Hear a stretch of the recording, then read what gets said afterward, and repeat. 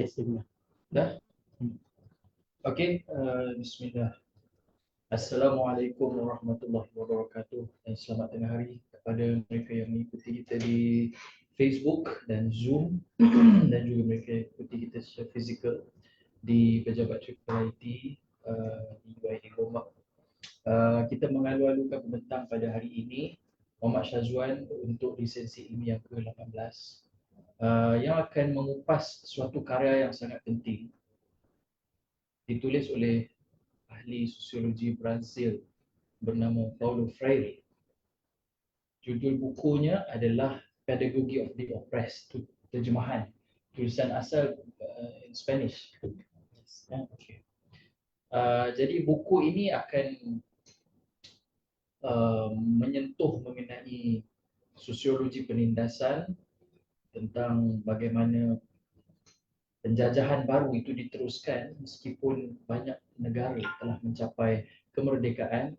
Dan dalam konteks Amerika Latin, negara yang terawal antara rantau yang terawal yang menggagaskan idea ilmu mandiri atau banyak istilah lah. Ada yang sebut autonomous knowledge, ada yang sebut indigenization of knowledge, pemeribumian ilmu. Dan dalam negara Islam kita ada Islamization, integration, integrasi akli nakli, ilmu syar'i, ghairu syar'i dan sebagainya. Semua dengan tujuan untuk memerdekakan institusi pendidikan di negara masing-masing daripada cengkaman pengaruh Barat Eropah. Okay, terutama zaman pasca industri. Okey, tanpa melengahkan masa, saya persilakan Syazwan untuk teruskan. Baik, terima kasih Saudara Iman atas laluan. InsyaAllah hari ini saya terinspirasi untuk membacakan buku Pedagogy of the Oppressed oleh Paulo Freire, seorang yang disebut sebagai ulama Brazil. Kenapa ulama? Sebab buku ini dipopularkan oleh kita punya Perdana Menteri kita yang Muhammad Presiden Ibrahim semasa beliau menjadi Presiden ABIN. Dan pada waktu itu kebanyakan pimpinan gerakan Islam kebanyakan dia guna tulisan-tulisan ulama lah. Tapi dia ini menarik, dia guna buku Pedagogy of the Oppressed dan disampaikan orang ingat, oh ini ada Brazil daripada ulama juga. Sampai macam tu sekali orang punya kata-kata persepsi lah. Kalau pemimpin gerakan Islam kena guna buku daripada orang Islam juga, tak perlu merujuk daripada orang lain. Tapi menarik sekali, buku ni memang dah buku yang kita kata, kalau saya share screen, buku ni memang dalam sekitar tahun yang sama apabila Anwar Ibrahim jadi Presiden ABIN, tahun yang lebih kurang sama buku ni diterbitkan. Kita pergi dulu ke dia punya apa, tentang penulis lah. Saya perkenalkan dulu siapa penulisnya. Ini mungkin Paulo Freire semasa dia dah tua lah kot. Masa dah umur dia 70-an. Beliau lahir di 1921 di Pernambuco. Yang meninggal dunia tahun 1997. Jadi dah lama lah. Beliau pernah menjadi guru. Sebab tu beliau sebut tentang pedagogi. Itu satu kataan yang biasanya familiar dalam kalangan educators atau guru-guru. Dan juga akhirnya pernah menjabat jawatan pengarah pendidikan dan kebudayaan Pernambuco. Misalnya macam jabatan pendidikan negeri lah. Beliau juga pernah menjadi pengarah jabatan di Universiti Recife. Maksudnya beliau pernah masuk universiti. Namun pada tahun 1964 berlaku kudeta di Brazil dan beliau dipenjarakan selama 70 hari. Beliau pernah masuk penjara juga dan akhirnya beliau bekerja di Chile dan juga Bolivia. Pasti beliau melalui kita kata fasa exile lah. Exile ni sama ada beliau betul-betul tak boleh masuk Brazil ataupun self exile. Self exile ni kadang-kadang orang memilih untuk tak balik semula ke negara dia sebab mungkin dia rasa takut ditangkap balik ataupun dia takut tak dapat kerja. Kadang bila dia dah pernah masuk penjara, dah ada rekod buruk dengan kerajaan tu, jadi dia sengaja tak nak balik dan juga memilih untuk bekerja di luar. Dan pada waktu inilah beliau terbitkan buku Pedagogy of the Oppressed, atau dalam bahasa Portugisnya Pedagogio del Oprimido. Diterbitkan dalam Spanish English. Buku ni pada asalnya diterbitkan dalam bahasa Spanyol dan juga English, dan juga hanya diterbitkan di Brazil pada tahun 1974 apabila beliau kita kata dia punya apabila beliau dah mula kita kata dah diterima balik lah oleh kerajaan Brazil pada waktu itu. Kalau tidak sebelum tu dia macam digam lah, di blacklist kan. Tapi bila dia dah mula okey, dah mula kita kata diterima, mungkin berlaku perubahan kerajaan, saya tak pasti sebab situasi politik di Brazil ni pun agak pening kepala lah. Saya nak baca pun panjang sangat, dia kena buat satu resensi lain untuk cerita benda tu saja. Dan beliau juga pernah ditawarkan sebagai visiting professor di Harvard pada tahun 1999 dan juga pernah menjadi penasihat pendidikan untuk World Council of Churches. Ini penting sebab memang satu elemen penting dalam kita kata perjuangan di Amerika Latin adalah dia punya strong Catholic, strong dia punya Christian punya perjuangan juga. Dia orang very kita kata ada semangat Kristian yang sangat kuat, dan juga even kalau seorang tu leftist ke atau rightist ke berada di pihak kanan atau kiri, mereka juga ada sisi agama tu tak pernah hilang. Mereka tak, dia anut completely secular lah. Dan juga akhirnya beliau pulang ke Brazil pada tahun 1979 dan akhirnya menyertai parti politik. Dan pernah menjadi kita kata macam level secretary lah, under secretary under minister lah. Jadi beliau pernah kita kata basically beliau bukan sekadar orang yang kita kata terpisah daripada mungkin kita boleh kata beliau mungkin pernah cuba menggagaskan apa yang beliau cuba buat dalam bentuk politik. Sebab ada juga jenis pemikir yang hanya boleh sempat menulis buku saja, dia tak sempat implement. Ada banyak sebab, ada sebab mungkin sebab dia tak pernah, dia meninggal awal.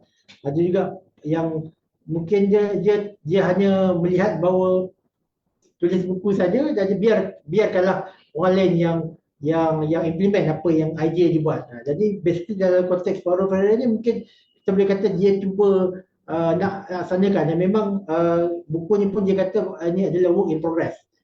Dia dan juga dia bukan sekadar theoretical semata-mata, memang berdasarkan pengalaman beliau semasa beliau mengajar dan juga terlibat dalam pendidikan. Baik, buku ni dibahagikan dalam 4 bab. Bab pertama adalah tentang contradiction between oppressors, penindas dan juga oppressed. Orang yang bukan oppressors, penindas, dan oppressed, ditindas. Yang warna merah tu saya nak anda bagi penelitian yang lebih, sebab memang itu adalah kita kata kata kunci dalam buku ini. Terutamanya perkataan oppressors dan juga oppressed. Dan saya banyak kali saya baca ni, saya kena baca 2-3 kali sentence tu supaya nak pasti mana satu. Dia sebut oppressed ke ataupun oppressors. Kalau tidak kita salah faham. Jadi kita kena selalu aware lah. Kalau kita baca buku ni, benda pertama yang kita kena tahu adalah kitem. Dan juga kitem ni maksudnya kata kunci buku tersebut, dan adakah penulis buku tu explain istilah kata kunci tu. Kadang-kadang kalau dia tak explain, maksudnya dia refer kepada explanation orang lain. Kadang-kadang dia explain sendiri kata kunci tu, sekiranya kata kunci itu berbeza dengan apa orang lain faham. Benda ni penting bila kita baca buku tersebut. Kadang-kadang kalau ada orang suka Ilman, kalau baca buku suka conteng ke atau tak? Depends pada buku tu.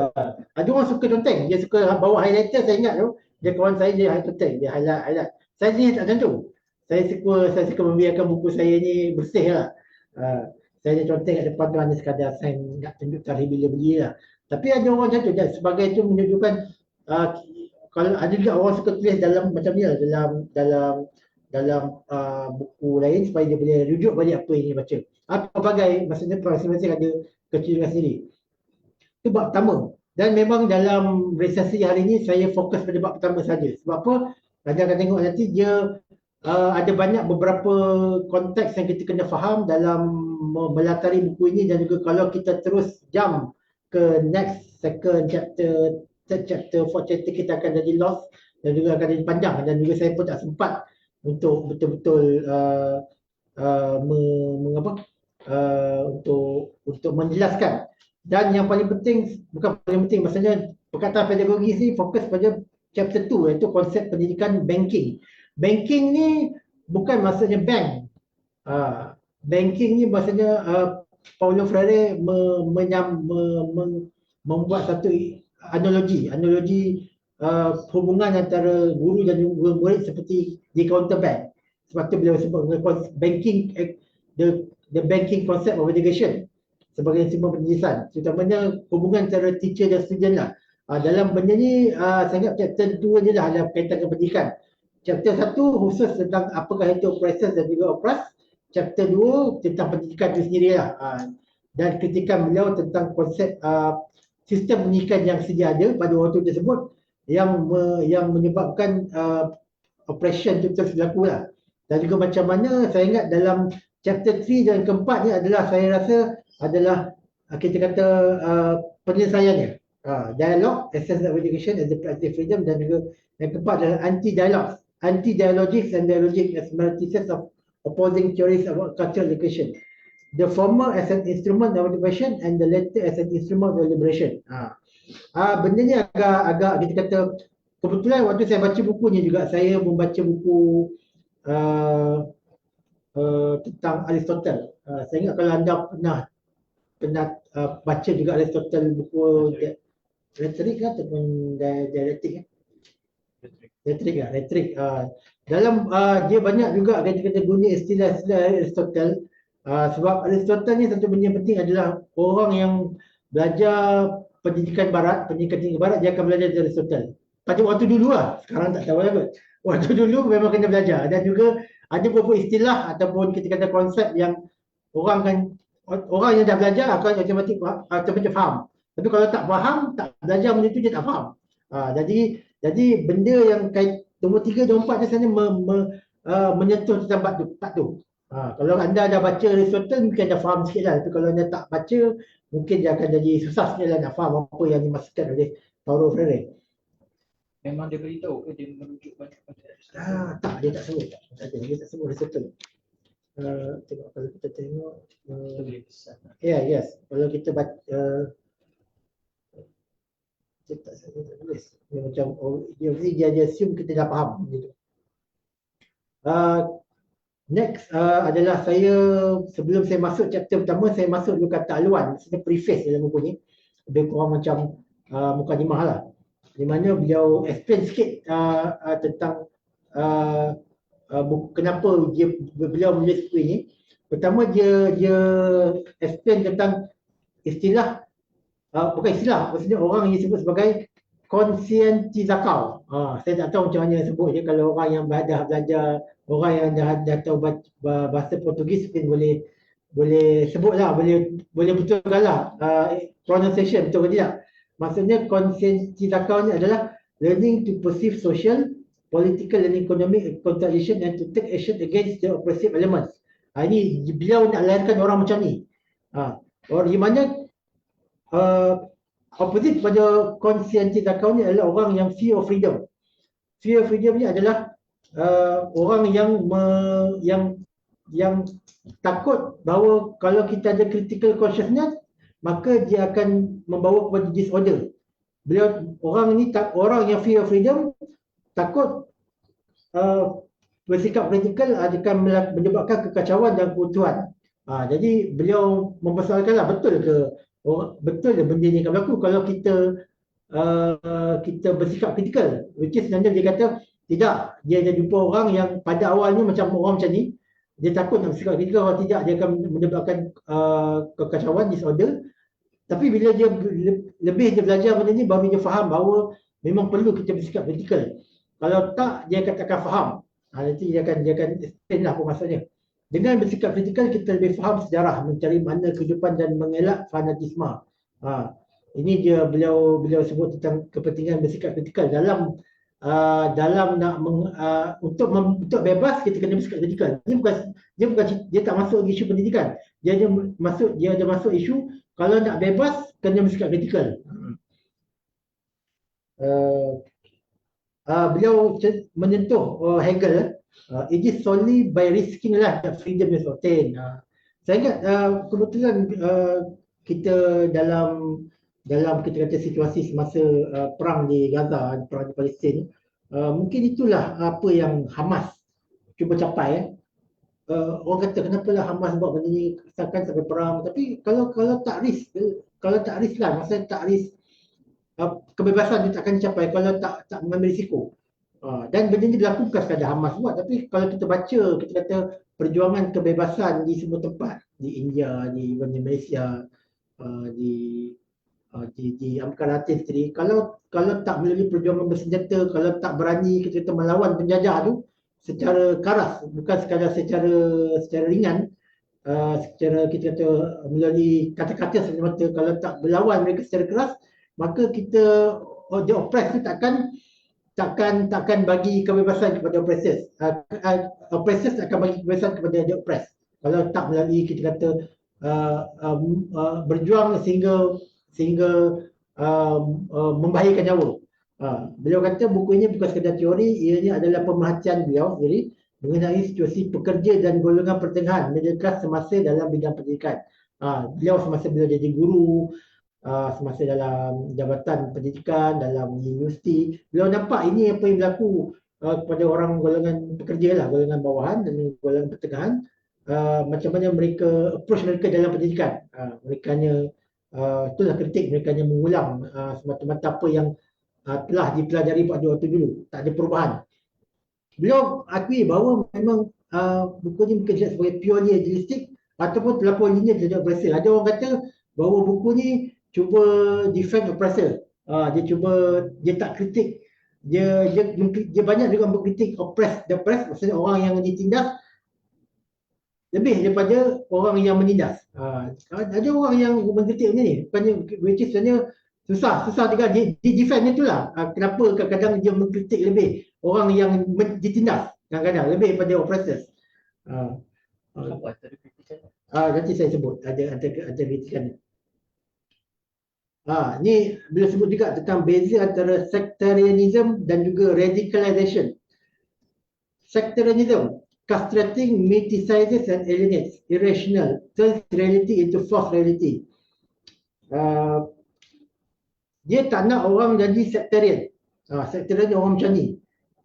Dia turns reality into false reality. Dia cuba kita kata memisahkan apa yang sebenarnya berlaku dan juga create dia punya reality lah. Turn reality to false reality. Castrating ni maksudnya memisahkan diri lah. Castrating ni dalam bahasa bahasa yang lebih kasar je macam potong tu kan. Itulah. Jadi aliens, dia cuba memecah-mecahkan orang, divide, division. Kita perlu jadi orang radicalization. Orang radikal adalah kreatif, nourished by critical spirit, criticize and liberate. Bukan sekadar criticize mata-mata, tapi mengkritik untuk membebaskan. Increase commitment to one position. Maksudnya dia dah pilih satu position, dia dah pilih satu perjuangan, dan juga komit lah dalam perjuangan tersebut. Dan juga greater engagement to transform. Dia nak mengubah. Transformation yang penting. Dia bukan alienate, dia transform. Cuma dia kata kadang-kadang revolutionaries become reactionary by falling into sectarianism. Maksudnya kebanyakannya orang yang radikal ni akhirnya akan jadi sectarian lah. Kalau dia become reaction. Maksudnya benda ni banyak berlaku lah. Beliau tunjuk juga pada zaman itu kadang-kadang berlakunya kebangkitan kita kata so-called kumpulan revolutionaries. Orang yang kritikal kepada barat, kritikal kepada orang muda nak melawan ketika establishment. Dalam waktu yang sama juga saya ingat di dunia Islam pun berlakunya kebangkitan Islam kan, di Malaysia, di Pakistan. Mungkin juga mungkin itu sebab kenapa Anwar Ibrahim baca buku ni, sebab dia nak mengelakkan Habib waktu itu menjadi sectarian. We need to be radical, not sectarian. Itu beliau nak memahamkan orang yang bersemangat pada itu mengelak jadi sectarian. Kita jadi radikal. Kena beza tu. Kalau tak, dia akan jadi macam ni lah. Akan jadi sectarian lah kalau kita salah ambil langkah. Sectarian attempts to domesticate the present. To that the future will reproduce this domesticated present. Ini menarik kan ni? Sebab kebetulan kita belajar dalam post-normal time kan. Ni kita ada tok guru post-normal time. Dah 2 minggu. Jadi dah boleh kena tok guru lah.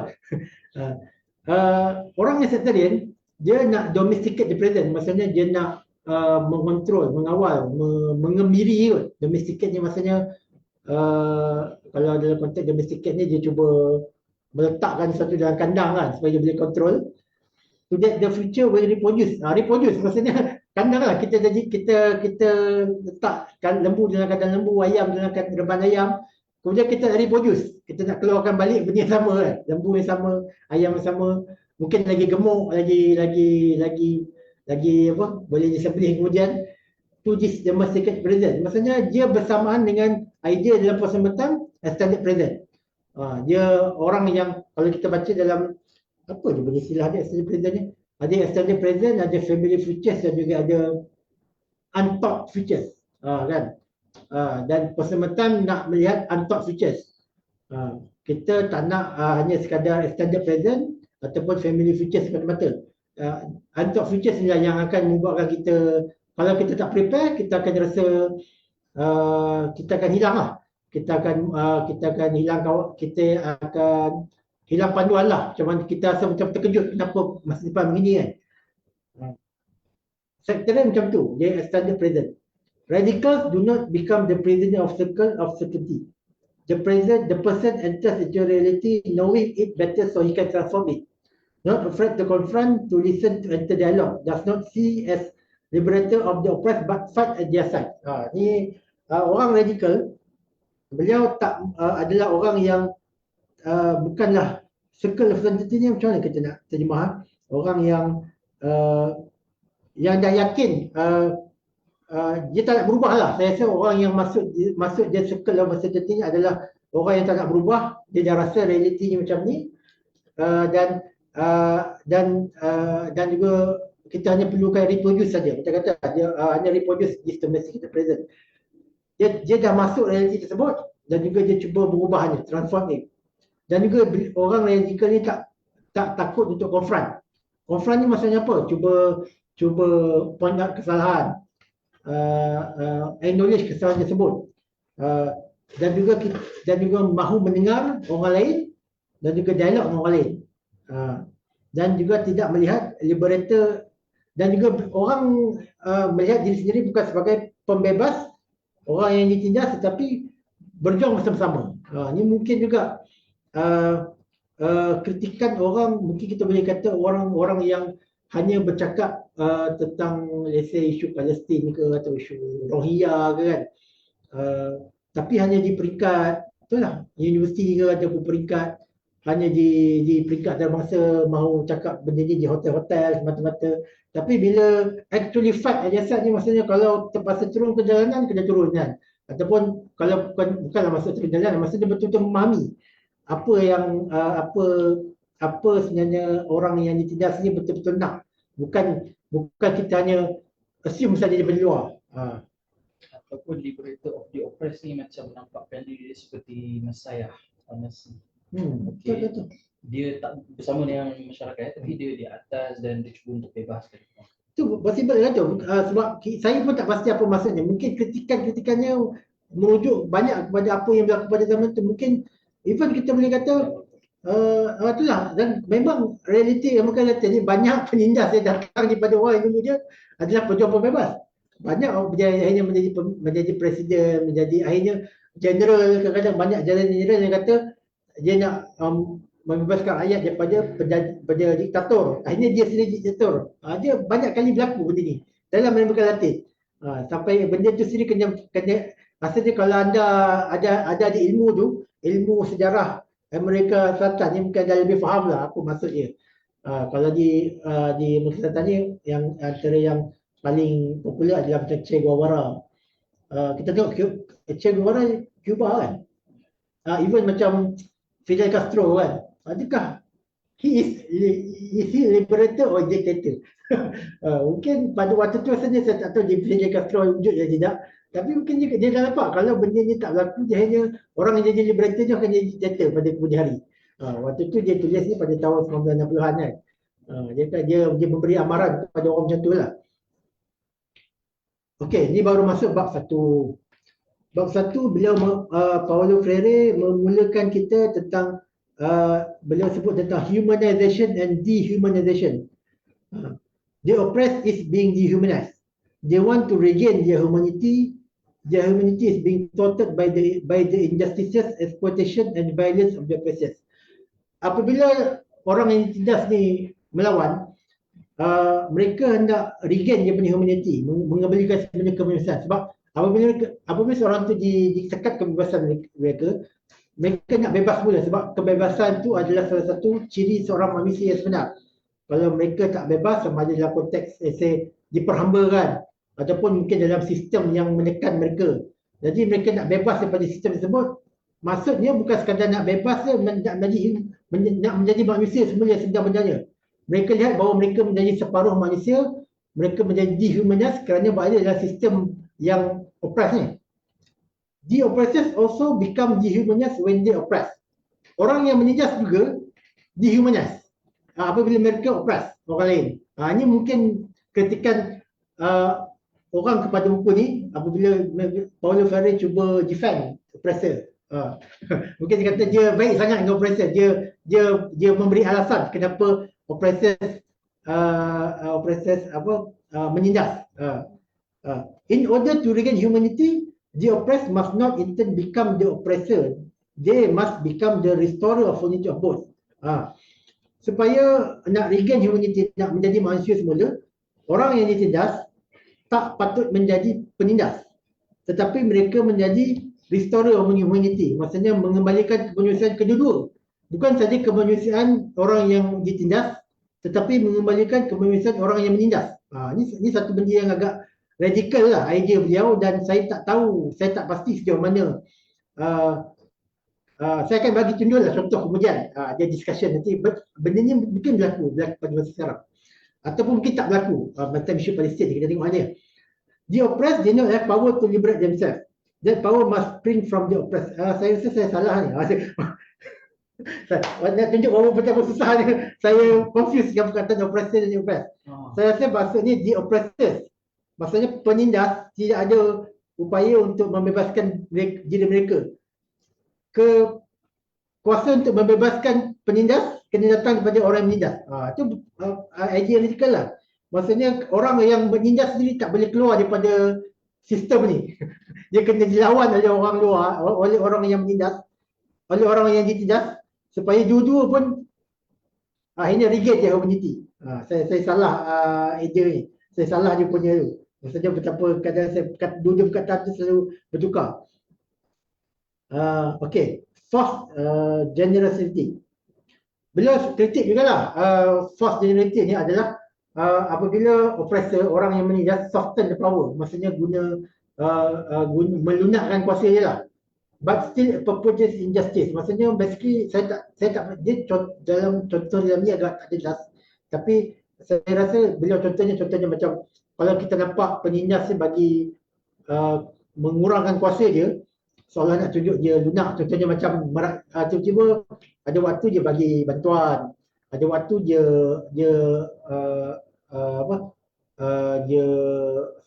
bagi perayaan, sesuatu perayaan tu dibenarkan. Kadang-kadang dibenarkan buat itu dari ini. Beliau kata itu kadang-kadang boleh jadi forced generosity. Kalau terutamanya kalau oppressor tu tak betul-betul serius, kalau beliau banyak lagi injustice lain masih berlaku, maksudnya benda tu hanya force lah. Benda macam yang kita lihat sekarang lah, macam Israel kata bagi humanitarian pause untuk 4 jam. Itu bukan contoh. Itu saya kata forced generosity, soften the power. Tapi sebenarnya tak pun. Sekarang Israel sekarang nak tunjuk bahawa mereka pun tolong orang Gaza, bawa medical supplies, tolong orang Palestin melintas ke apa. Tapi sebenarnya tak, semua orang kata forced generosity. Orang dah tunjuk bahawa lepas orang tentera Israel tu tolong ni, dia tembak orang tu. Dia depan kamera, nampak dia tak berani. Dalam hal ini mungkin Paulo Freire pun tak nampak elemen media dalam hal ini kan. Jadi mungkin sekarang ni memang forced generosity itu lebih kuat lah.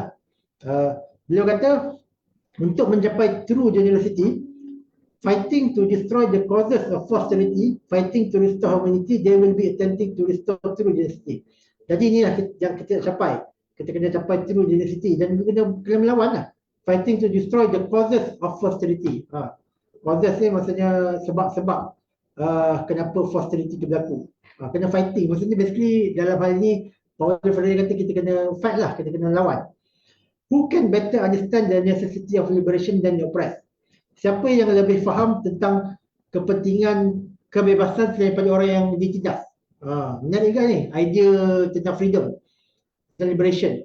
Orang yang menindas akan faham tentang apa the true meaning of liberation. Hanya orang yang pernah ditindas saja yang faham tentang pentingnya kebebasan. Fighting as an act of love to oppose lovelessness which lies at the heat of the heart of the oppressor's violence clothed in false generosity. Dalam hal ini beliau mungkin mengkritik jugalah idea let's say macam Gandhi ataupun Martin Luther King yang melihat bahawa idea non-violence resistance.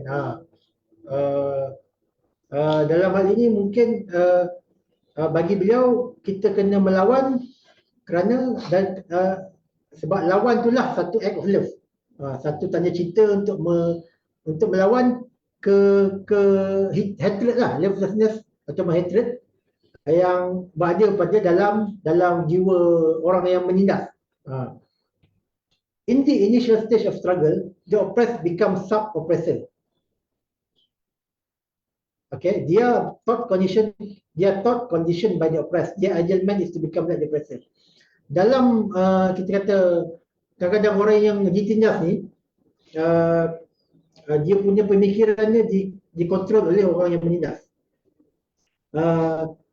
Dan juga dia melihat bahawa untuk menjadi manusia yang sebenar adalah seperti mana oppressor.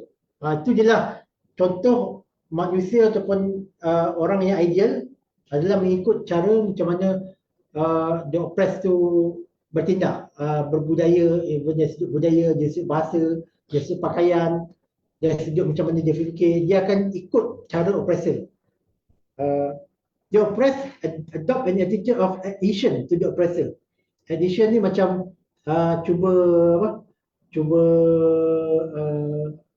adhesion ni macam melekat kan, disebut melekat to the oppressor. Dan juga the oppressed do not see the new man as the oppressed person to be born from the resolution of this consideration. For them, these new men become oppressors. Their vision is individualistic. They don't see themselves as the oppressed class. They wanted to become the bosses of other workers. Dalam hal ini orang yang ditindas kadang-kadang bersikap individualistik, di mana mereka nak dapatkan keuntungan, mereka nak apa yang mereka nak adalah supaya mereka dilantik oleh orang yang menindas, supaya orang tu dilantik sebagai ketua kepada semua golongan tertindas. Benda ni saya ingat reflect dalam, kalau di zaman perhambaan di US dulu, ada dalam kalangan orang hitam pun, walaupun dia orang semua hamba, tapi dalam kalangan hamba tersebut ada ketua hamba yang biasanya duduk dalam rumah. Dia duduk dekat dengan oppressor, dengan dia punya master lah. Dia kadang-kadang orang ni lah yang lebih teruk menindas daripada orang kulit putih sendiri. So memastikan semua dia nak tunjuk pada dia punya bos dia bahawa aku yang kontrol semua hamba-hamba dia kan. Basically benda sama juga lah. Dia tunjuk pada oppressor dia lah yang kontrol, dia yang berkuasa. Walau sebenarnya kalau kita betul-betul fikir, dia tak ada kuasa pun. Kuasa dia hanya datang daripada sebab oppressor tu yang bagi kuasa kat dia. Dan bila masa dia boleh tarik balik kuasa tersebut. Sebab dia masih hidup dalam sistem yang injustice tu lah. Dalam hal ini Paulo Freire nak sebut tentang idea the new man. The new man ni mesti lahir daripada contradiction ni lah. Dan new man ni tak patut jadi oppressor. Kalau dia jadi oppressor semula, maksudnya itu dah jadi pedagogi tu. Lepas tu kemudian chapter 2 dia sebut tentang pedagogi. Maksudnya pendidikan lah yang menyebab melahirkan orang yang sama juga, yang hanya so-called create this circle. Relationship between the oppressed and the oppressor, prescription. Behavior of the oppressed follows the guidelines of the oppressor. Macam saya sebut tadi lah, mereka mengikut budaya, bahasa, cara fikir mereka yang menindas. Prescription ni macam kita kata dah ada ciri-ciri dia.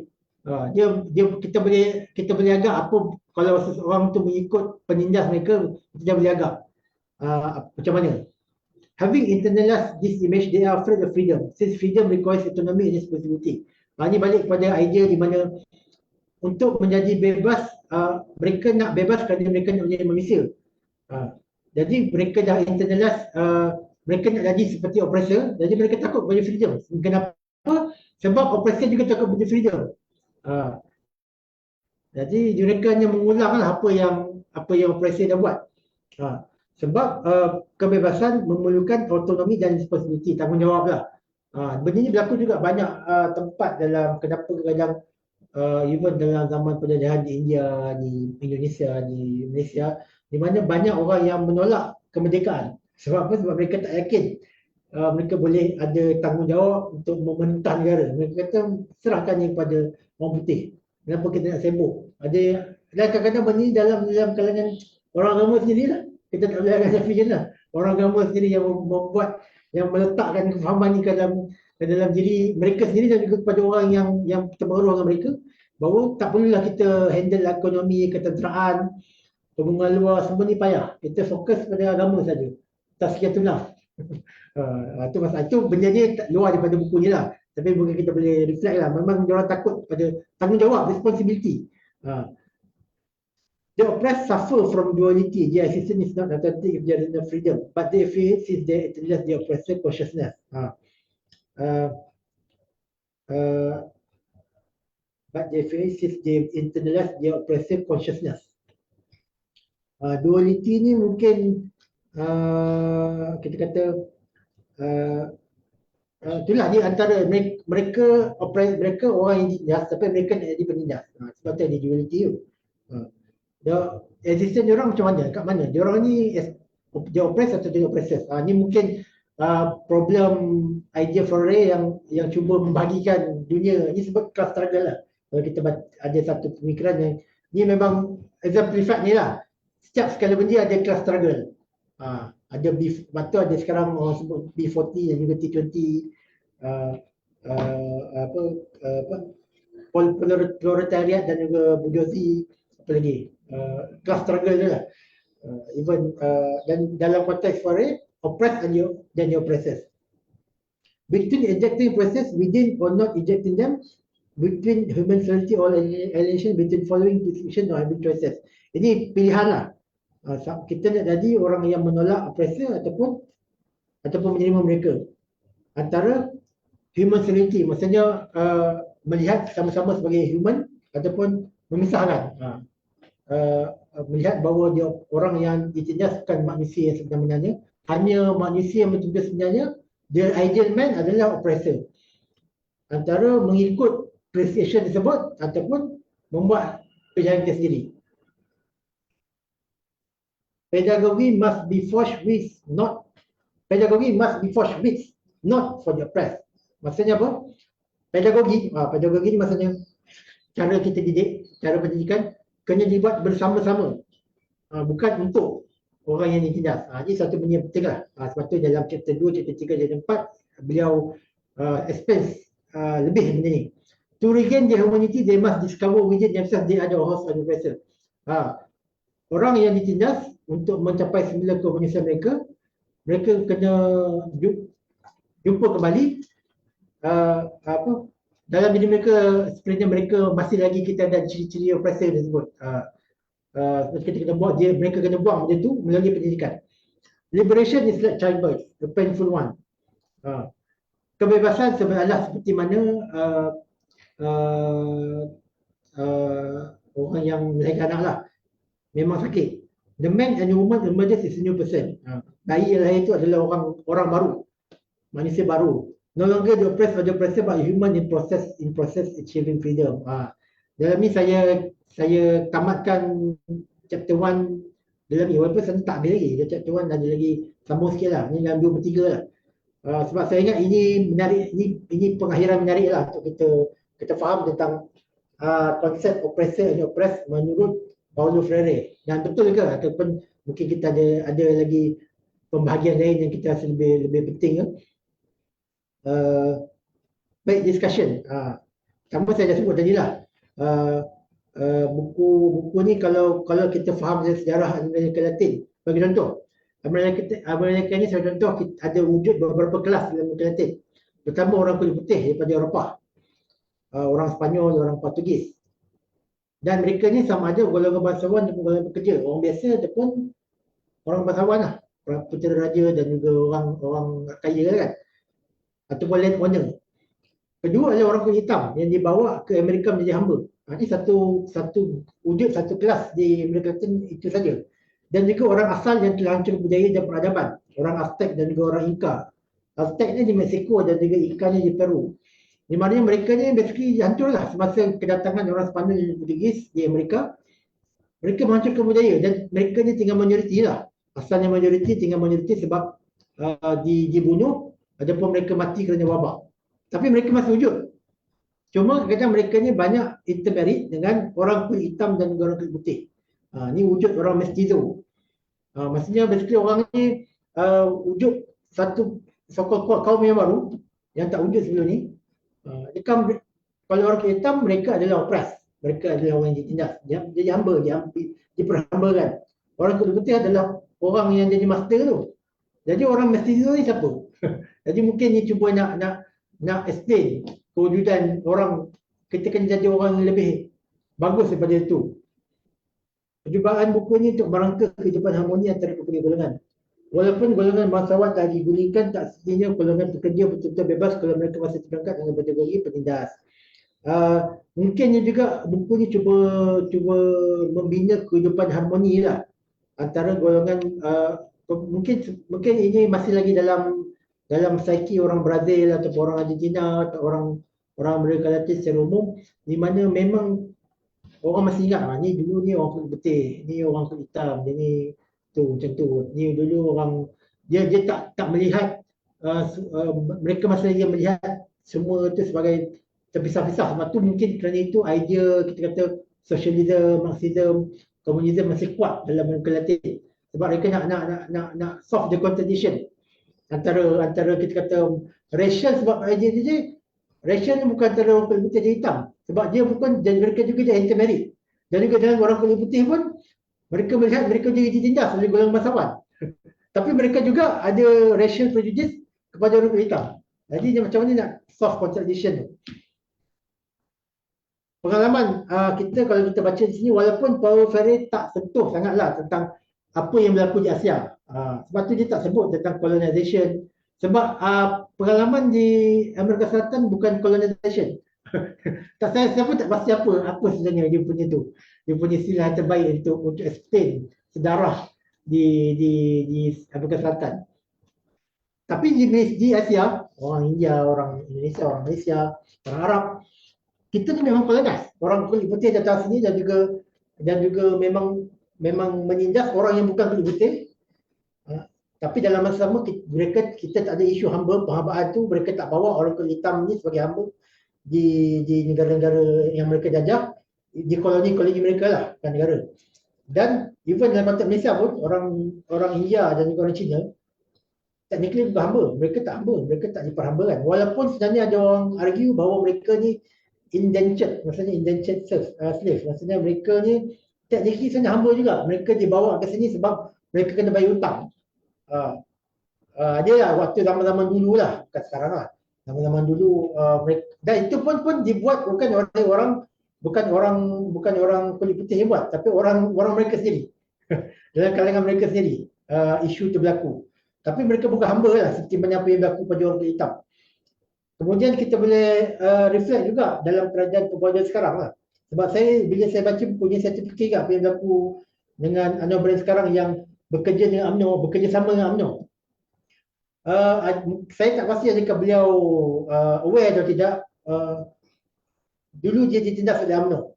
Tapi sekarang dia bekerja sama-sama dengan penindas dia. Walaupun teknikly sebenarnya UMNO sekarang beza dengan UMNO zaman dulu.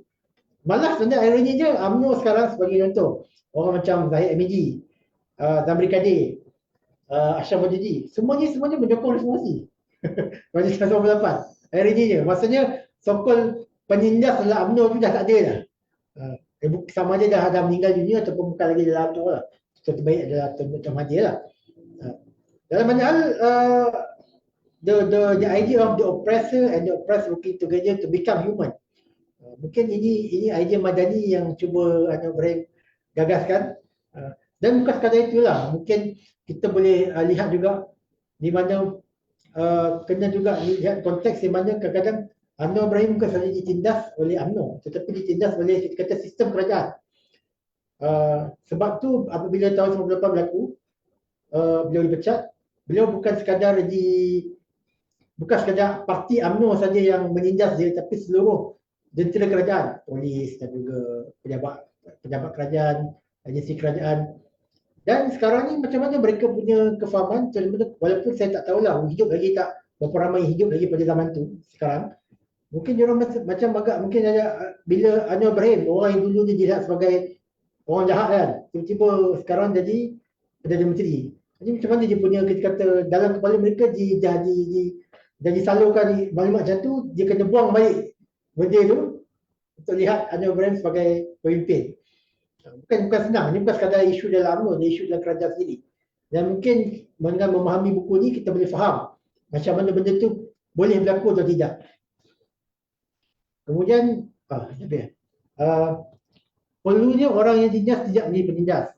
Sebagai contoh, orang Yahudi yang dulu ditindas zaman Nazi Germany, apabila pergi ke Palestin, diberi kita kata perlindungan oleh orang Palestin. Kemudian tiba-tiba mereka jadi penindas kepada orang Palestin. Adakah solution Paulo Freire ini menjadi atau tidak? Bolehkah kita gunakan buku ini sebagai solusi isu Palestin sekarang? Ini isu two-state solution lah. Adakah wujud two-state solution ataupun kita kena hanya one-state solution semata-mata? Benda ni isu Palestin dan Israel ni mungkin boleh kita melihat dari lensa buku ni. Mungkin kita cuba mencari penyelesaian lah. Walaupun adakah wujud atau tidak, kita tak tahu. Tapi mungkin kita boleh cari adakah wujud atau tidak. Buku ni juga boleh menjadi rujukan dalam pendidikan budaya damai. Ni saya ingat dalam buku yang dibikin oleh IDE, Institut Darasan. Sini ada orang IDE. Oleh Cikgu Halim Ismail, Cikgu Halim dan juga Dr. Ghazali Basri. Disebut hidup damai bersama. The Fiqh Ta'ayush. Peaceful coexistence. Mungkin buku ini juga boleh jadi salah satu rujukan dalam membina pendidikan tersebut. Sebab dalam hal ini saya ingat juga di Rwanda, kalau kita tengok Rwanda, dulu kan Rwanda ada berlaku racial punya konflik di antara orang Tutsi dan juga orang Hutu, di mana ini berlaku pada tahun 90-an. Apabila berlaku racial konflik, berbunuhan, kemudian mereka dah berdamai semula. Sekarang mereka disebut dalam proses reconciliation. Truth and reconciliation. Itu juga mungkin boleh dalam konteks oppressor dan juga oppress. Macam mana boleh tak kalau contradiction antara oppress dan oppression tak diselesaikan, bolehkah dari hidup damai bersama itu berlaku?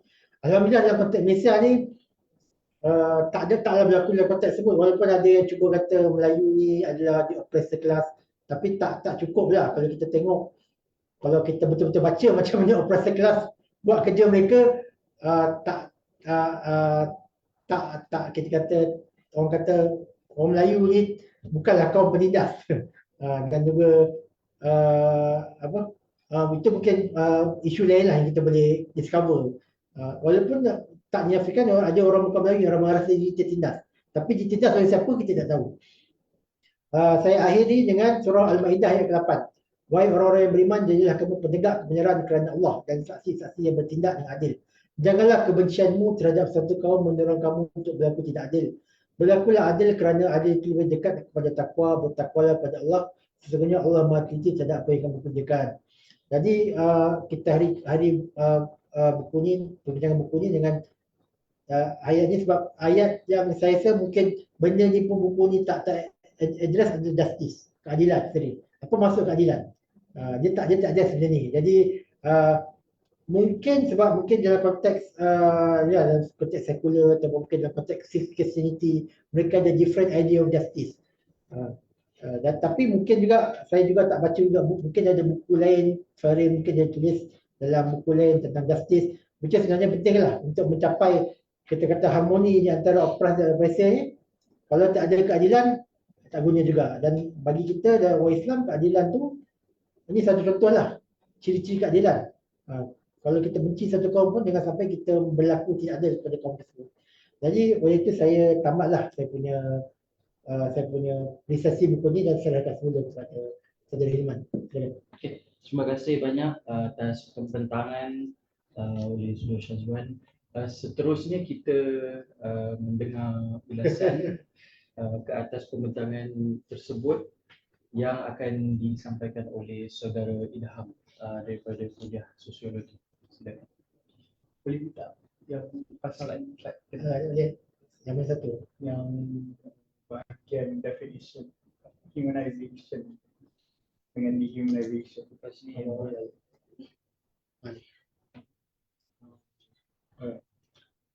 Jadi saya nak ulas sikit kadar ni kan. Sebenarnya saya nak sentuh pasal the application of Paulo Freire's ideas in the context of Islamization of knowledge. Oh, ada. Particularly in the field of social sciences lah. I mean, coming from sociology and anthropology background, I see orang kata macam much applicability and instrumentality and benefits that we can learn from Paulo Freire. But before I go further, think dalam bab yang pertama kan, when we read Freire's book, we will be introduced with the idea of humanization and dehumanization. For Freire, humanization is the historical vocation of us. Historical vocation, kalau yang saya faham ni maksudnya macam kita punya misi kehidupan kita adalah untuk menjadi manusia. So the idea of being human is very much central dalam dia punya idea. And bila kita baca sampai habis buku tu, I mean bila saya baca habis buku tu, yang saya dapati, untuk menjadi seorang manusia maksudnya to be rational, to be a rational being, and to be rational means to be dialectical. So the idea of dialecticism is very much central dalam perbahasan Paulo Freire. In this sense, being dialectical means to be put in a relation and interaction between subject and object. So to be human is to be the subject in that relation. Jadi to humanize, the humanization is to establish that relation, the subject-object relation, and man as the subject, humankind as a subject. Jadi dehumanization happens when that relation is reversed. Jadi when human is put as the object instead of the subject, that is when dehumanization happens. In other words, it is when the subjectivity of human being is being stripped off from them. Jadi when I read, when understanding that and reflecting upon that, I found a kind of a parallel, especially when I also reflect upon the discourse of Islamization. To me, Islamization of knowledge, in its most general form, it pertains to the idea of human relation with knowledge and God. So the idea is as a human being, we have the responsibility and the task to acknowledge God and to acknowledge our relation to God and our recognition of God and our relation to Him is the condition of justice.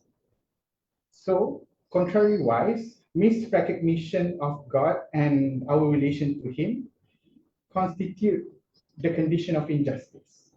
So, apa parallel dekat sini kan? Apa parallel antara these two different thing? Well, kedua-duanya, dua-dua idea tu, it puts truth as the condition of justice and falsity as the condition of injustice. Jadi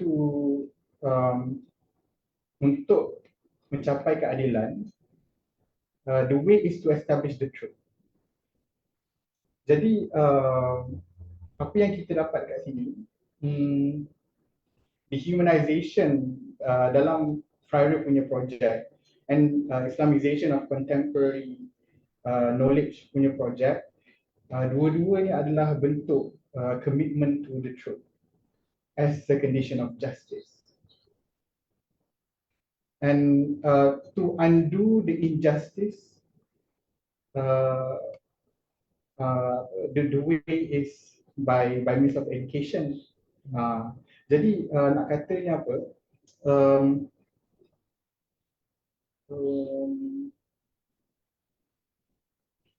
Sorry. Jadi the essence of Freire punya dia punya idea kan, justice and injustice in essence is actually psychosocial phenomenon. Because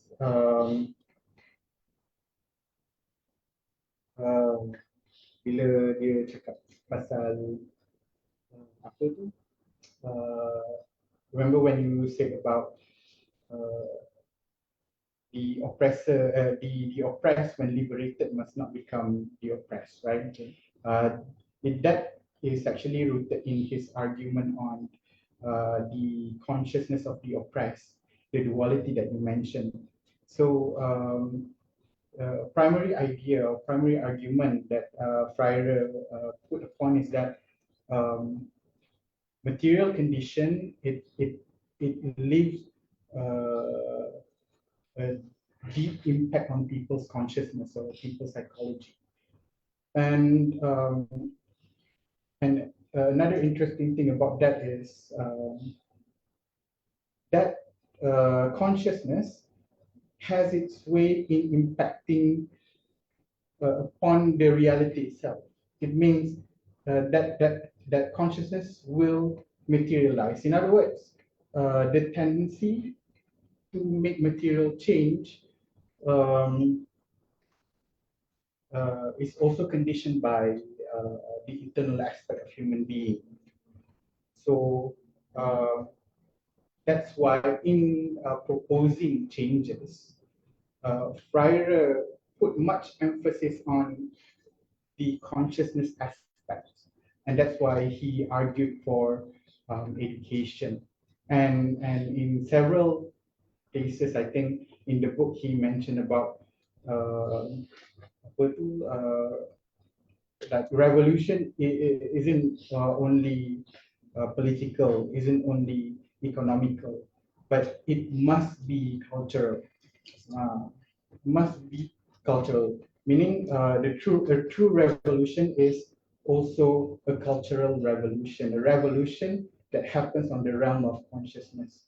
And in his outlining of the dialogical approach, among the primary or among the earliest steps that he propose is for people to come to realization on the problem of their concrete existence.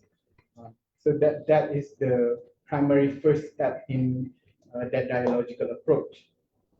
So because it is only when one realizes the problem that happened can one overcome that problem itself. So that's the essence of the critical pedagogy that Freider wanted to put forward. So what I would like to say with regard to this critical pedagogy and how it relates to the idea of Islamization of knowledge project itself is that not only the two are arguably compatible, but I would also want to contend that by incorporating the element of that pedagogy into the project would consolidate the Islamization of knowledge itself, because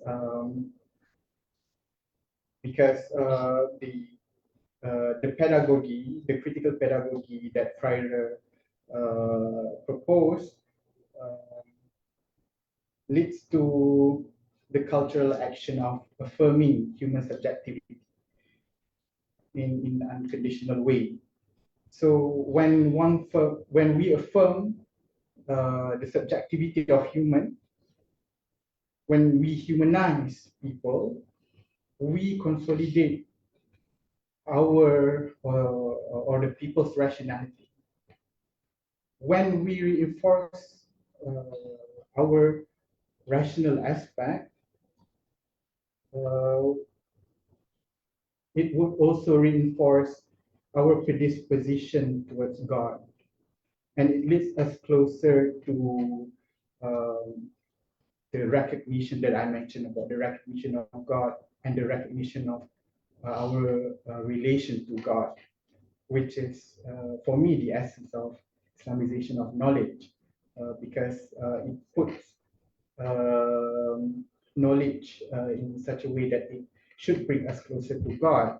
So it contends that the modern practice of scientific discipline nowadays corrupted in such a way that it deviates people from God. So that's where I see how it's very useful and even significant for the incorporation of the Freider pedagogy in the Islamization project itself.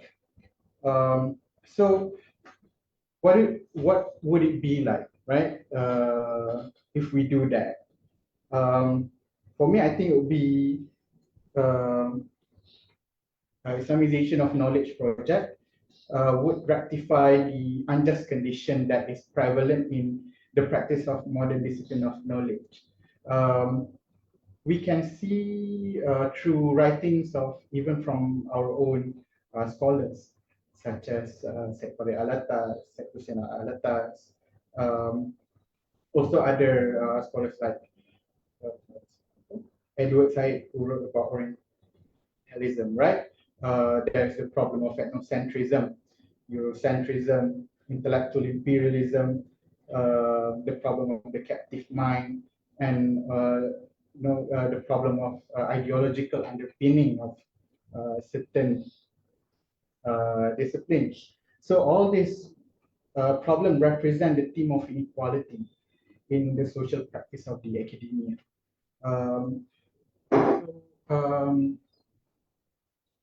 This would put us in a position to be critical towards the claim that the modern sciences are universal and therefore unproblematic.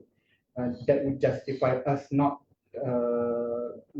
questioning the existence of inequality that exists, because these modern sciences are practiced in human society, so the biases of human being also extends even into the area of the sciences. So the IOK project, in this sense, would be to rectify that problem. Jadi apa?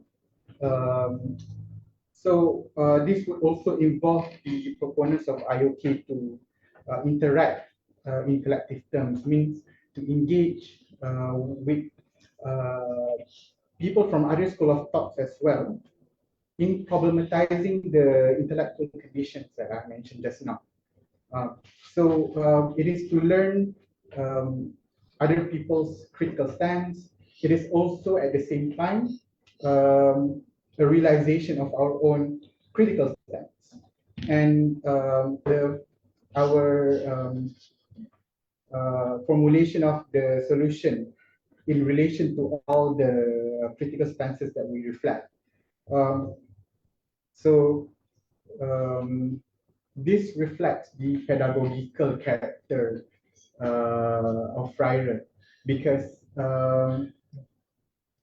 he talks about how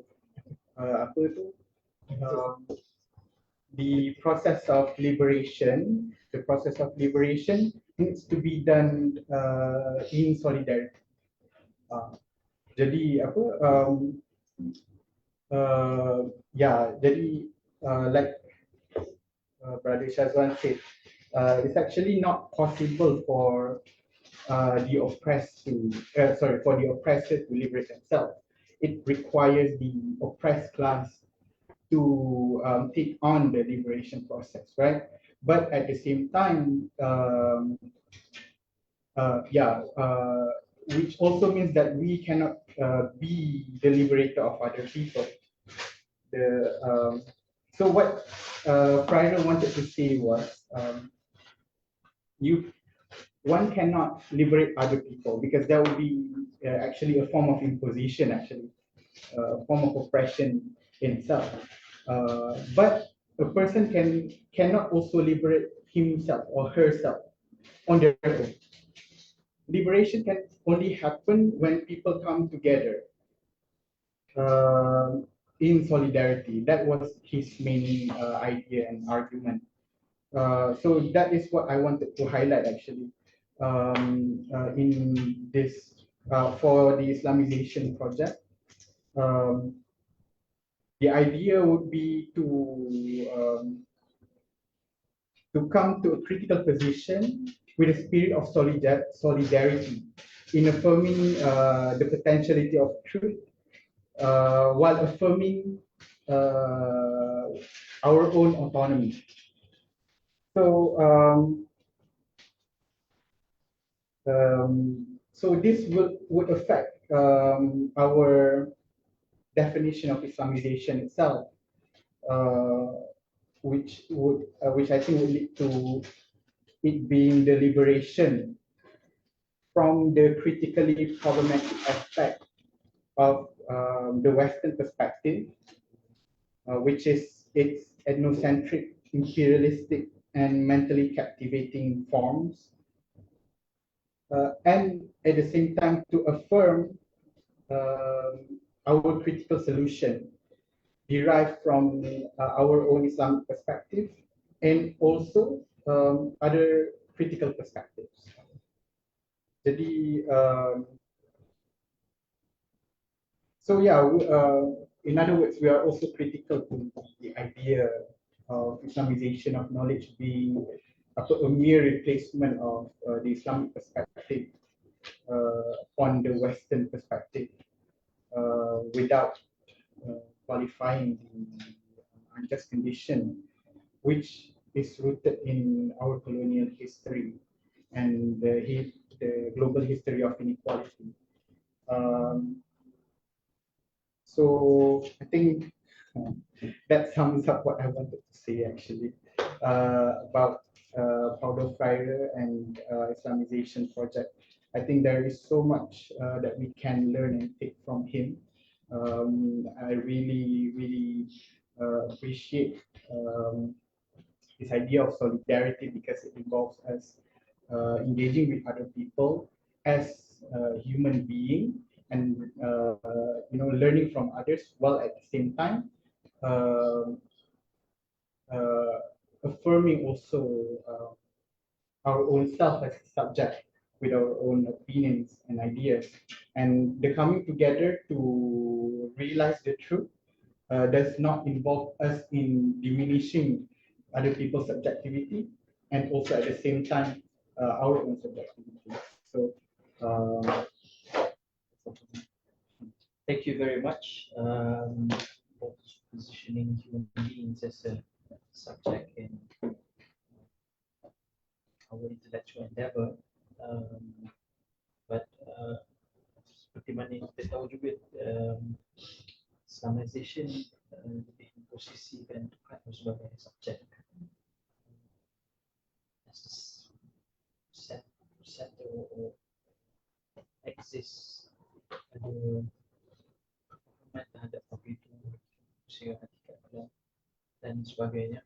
But of course, with the understanding that when you putting human beings as the subject, is with the awareness that this is with the objective to humanize, i.e.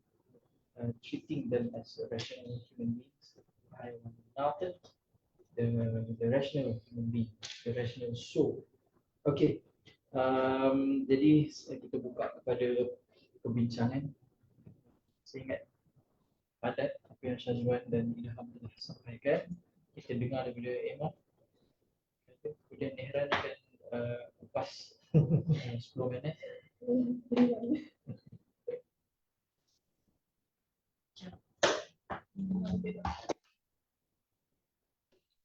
Bismillahirrahmanirrahim.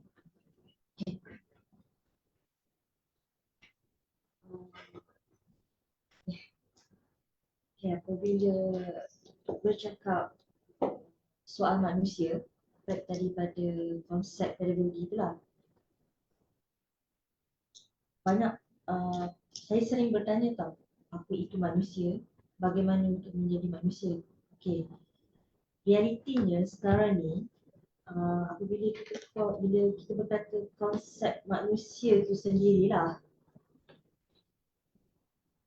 bagaimana saya cakap, dia bergantung kepada fahaman kita, bagaimana kita meletakkan diri kita berada di suatu posisi itu. Contoh saya boleh katakan macam, okay, apabila beliau menuliskan buku ini, dia mempunyai asumsi yang dia kata kita faham situasi dia, tapi sebenarnya real fact kita masih lagi blur sebenarnya apa yang dia nak cuba sampaikan. Tetapi apabila kita membaca sesuatu perkara itu, kita memposisikan, kita anggap okay, kita dah faham benda ni, so kita akan ikut cara pemikiran kita pula, begitu. Jadi apabila tadi saya ada buat catatan, saya lupa tadi. Back pada konsep radikal tadi. Sekejap tau. Boleh tak kalau kita bercakap dalam konteks Malaysia sekejap, radikal? Tak boleh. Okay. Sebab radikal ni ada baik dengan buruk dia.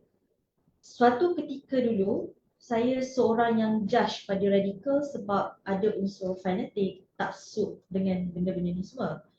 Tetapi dalam suatu ketika tu sebenarnya konsep radikal tu menjadi satu kepentingan. Tak kisahlah kepada diri kita, kepada pihak lawan ke, bagaimana kan. Jadi apabila bercakap radikal ni, tak payah. Okay, Aman is watching. Ya. Yalah, tak apa. Saya tak cakap soal parti lah. Okay, saya nak back cakap soal kampus sekejap, boleh? Tak, terus habiskan point tadi. Mana? Yang politik. Why you see radical as important? Okay, why radical is important? Because without radical, you will not get supporter. You tak dapat support ataupun you tak dapat orang untuk backup you. Is that true? But for me, is it true lah? For me, without a fanatic, without dalam salah satu kumpulan tu kena ada yang radikal lah. Kena ada yang radikal sebab kalau tak ada yang radikal, how mesti you nak someone to motivate you, betul tak? You nak someone yang support you. So without ada yang radikal ni, bukan you tak boleh.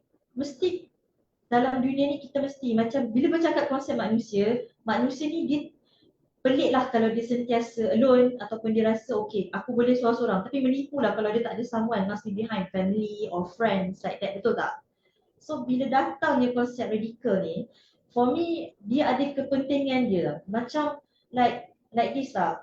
If you contohlah you kena someone contoh example, dan someone datang dekat balai polis tu support like okay she's not guilty, she's not guilty, dia like defending lah, keep backup on something yang walaupun dia salah tapi someone still backup.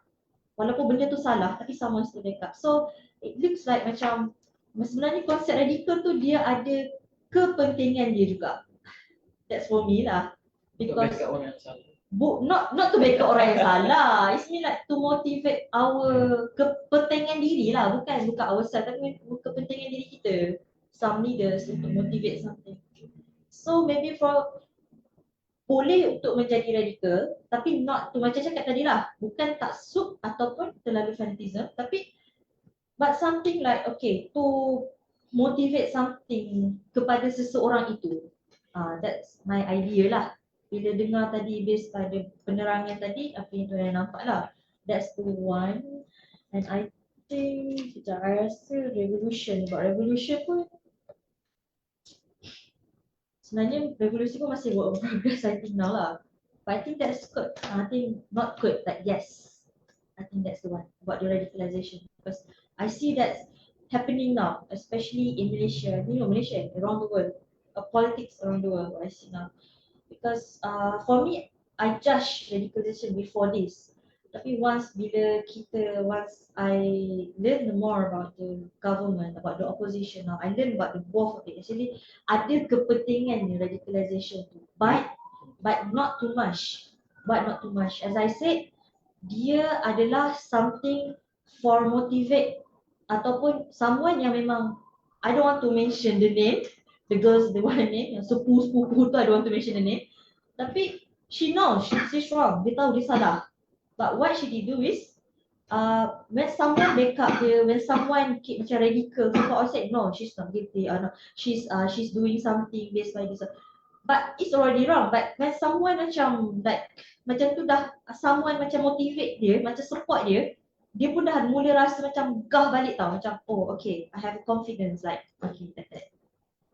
So benda tu something yang ada kepentingan dia. Dia bukan nak kata kelebihan, but it is more to kepentingan lah. Yeah. It's more to kepentingan. Why I see that? But in Freriston, that's more of a sectarian. Dia bagi dua antara radicalization dan sectarianism. Yeah. Kalau tak baca hati jadi sectarian. Kita nak orang jadi radikal. Radikal ni dia rasakan kreatif. The spirit, just creative spirit. Sebenarnya bersemangat dengan kreatif. Dan juga dia tak divide, dia transform. Kalau sectarian divide. Eliminate. Tapi yang ni sectarian kan. Yang this case is more sebenarnya tak lah, kalau mungkin itu hanya semantik je lah. Itu hanya satu bahasa lah, sama ada kita nak sebut apa yang dimaksud oleh Emma adalah dan satu tujuan tu kan dia orang yang paling bersemangat. Macam tu sekarang lah dalam isu Palestin kan. Orang sekarang terpaling Palestin. Saya rasa ada orang tu aja kita boleh kata orang yang radikal dan juga sektarian yang memisahkan.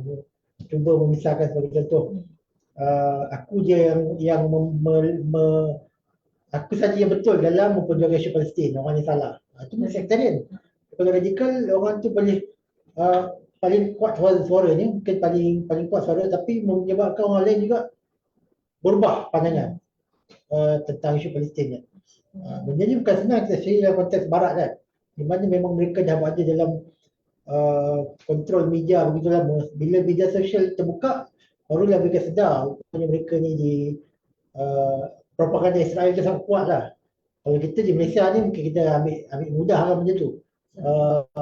Semua orang sokong Palestin, tapi di barat memang bukan senang lah nak sokong Palestin, bawa bendera Palestin dengan tengah jalan, kibar bendera Palestin dekat kereta-kereta. Itu satu contoh. Saya juga akan itu kerana semangat orang yang radikal dalam perjuangan Palestin. Dia betul lah, bila sebut pasal paling Palestin tu pun jadi isu juga sekarang ni. Ada example case contoh case yang paling dekat lah.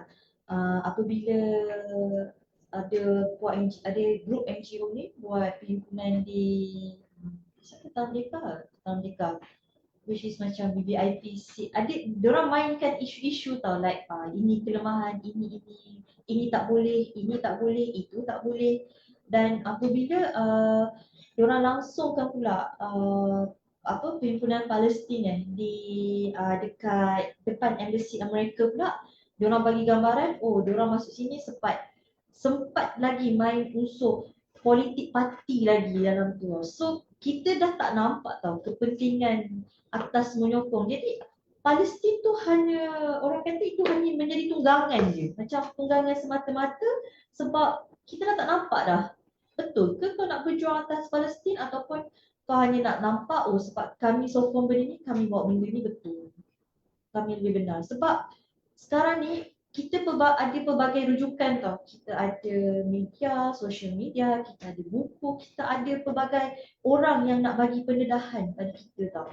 Jadi macam saya katakan tadi lah, at the end, last kali bila kita buat perbandingan ni semua, bagaimana kita nak memilih, kita memilih untuk mengulas semua sekali ataupun kita memilih untuk mempercayai salah satu tu. Sebab we are the decision maker. Dia macam tu lah. Yeah, so that's why I think yang paling susah adalah untuk menjadi orang yang radikal. You become sectarian is easy. You main kaum, main agama, tunggang itu, tunggang ini. You boleh rile up support to topple down the government or to change anything. Because nature dia mesti revolutionary, dia mesti ubah. Okay? Tapi untuk menjadi seorang yang radikal, apa ciri-ciri dia? Kreatif. To transform, it's not about revolutionize, it's to transform or reform lah bahasa kita yang lebih mudahnya. Kita bukan datang untuk ubah semua tapi menggugurkan yang buruk dan menambah baik mana yang sedia ada, yang bagus. And with a critical spirit,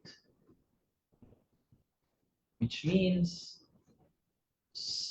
mereka yang lead the revolution is a thinking leader supported by thinking masses. Jangan nangis. Tak, no, mati berair. Okay. Sorry. Memanglah susah buat perjuangan tu memang dia. Tak tahu bukan Sebab tu mati berair. cakap susah untuk menjadi orang yang radikal. No, because I'm sorry to interrupt. Because some people will misunderstood between the radical and sector. Apa sector? True. No. Because for me, In fact ada yang daripada radikal dia menjadi sectarian. for me, I thought my mindset, orang akan fikir macam saya cakap tadi lah, I was criticized the radical tau. Tapi bila I fikir balik lah, I cakap benda tu memang ada kepentingan. Tapi for some group, itu saya cakap tadi, bila dia jadi sektor, dia tak sedar tau. Tapi mereka mengakui mereka adalah golongan radikal. Yeah. Itu radicalization tu. Now one more card kita bawa dalam discussion is the mazhab yang lebih pacified, yang lebih kepada anti perlawanan dan anti radikal. Basically secara asasnya mereka tidak mahu menggunakan pendekatan confrontation. Kita selagi kita boleh reconcile, kita reconcile. Baru-baru ini seorang tokoh terkemuka dari Amerika Syarikat menjadi tular kerana mengatakan bahawa dalam isu Palestin dan Israel ini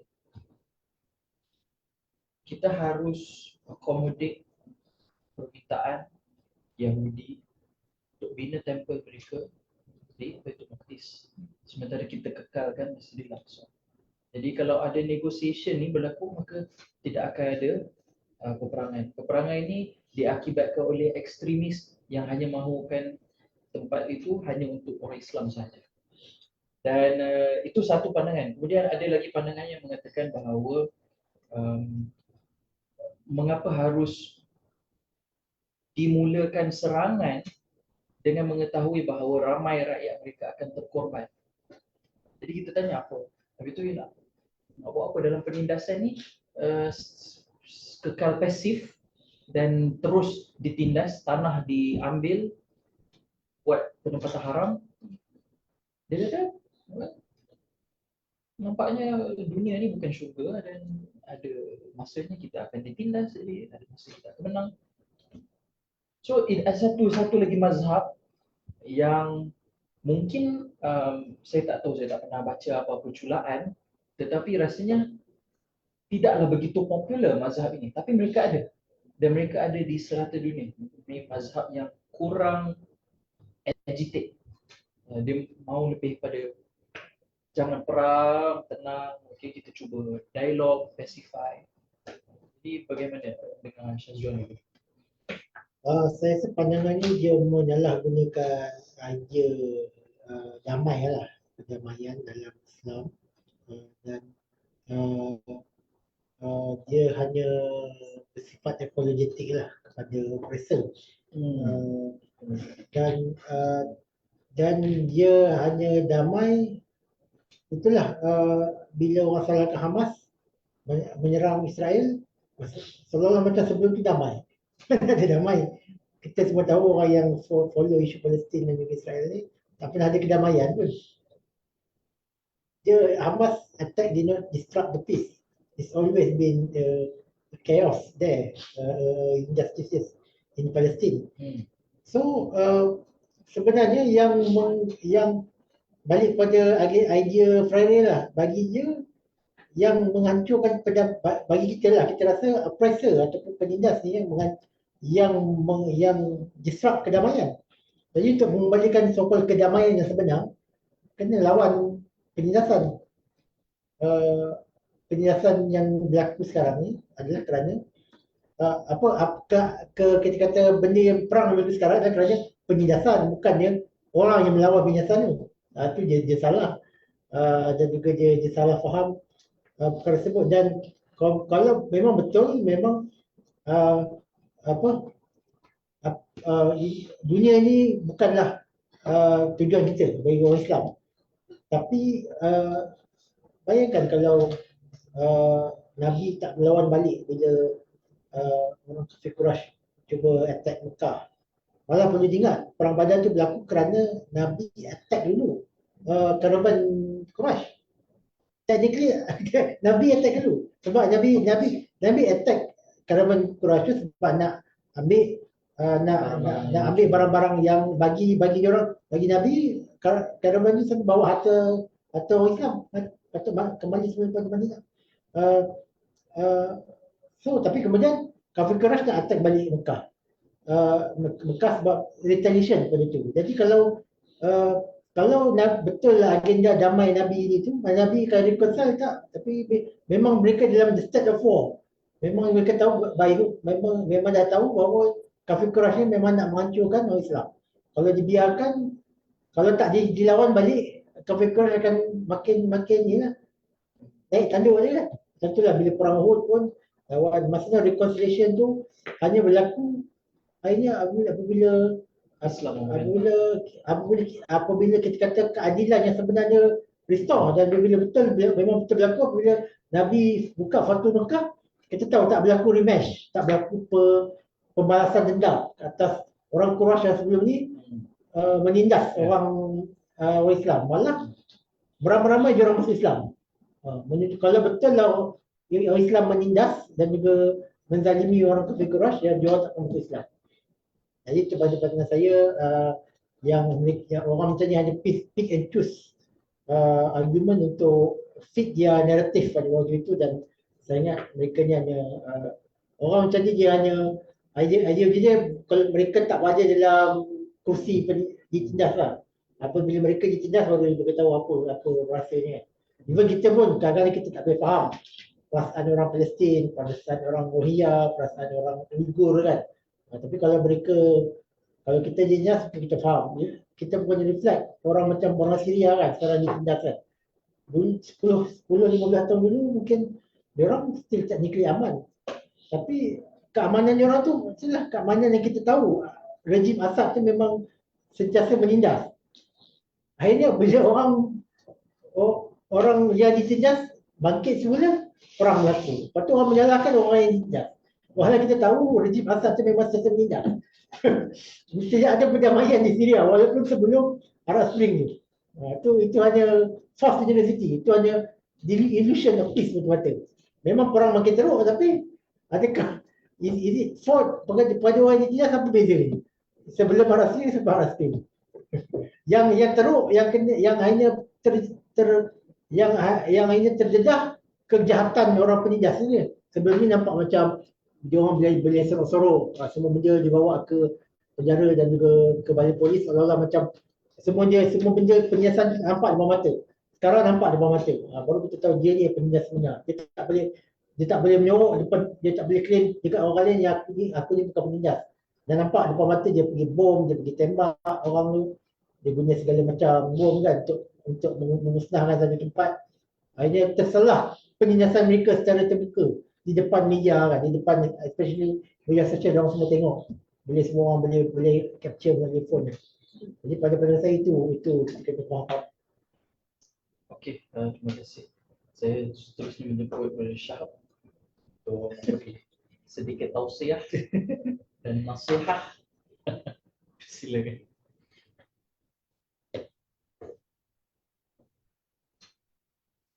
Yang kita lihat sekarang ini memang sebenarnya sebahagian daripada apa yang telah dilakukan Allah SWT. Tahu yang Bapak Yahudi ini memang mereka akan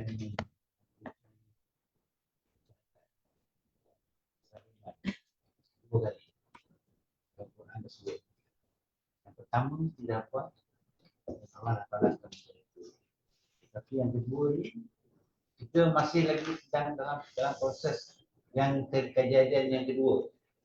Jadi apa-apa yang berlaku sekarang ini sebenarnya memang telah disebutkan dalam Al-Quran, dalam hadis-hadis Nabi.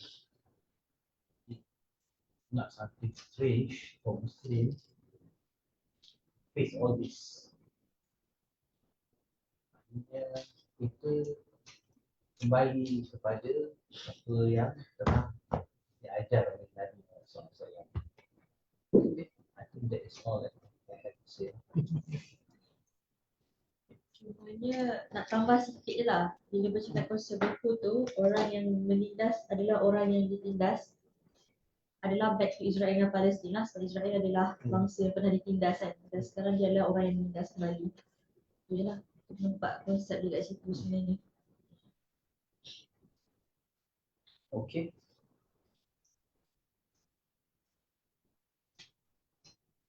Idham, ada any last comment? Sebenarnya idea tu spontan je lah. Tak terfikir lagi mendalam lah. Kena baca buku kedua gitu baru lagi faham lah tu. Ya, I think Syazwan telah memberikan kita jalan atau kuncinya. Kita kena buka pintu tu dan explore khazanah di dalam pemikiran. Okey, jadi saya ingat setakat itu sahaja. Terima kasih kepada Syazwan atas pembentangan. Kita akan teruskan dengan pembentangan seterusnya. Kita akan maklumkan di media sosial ini.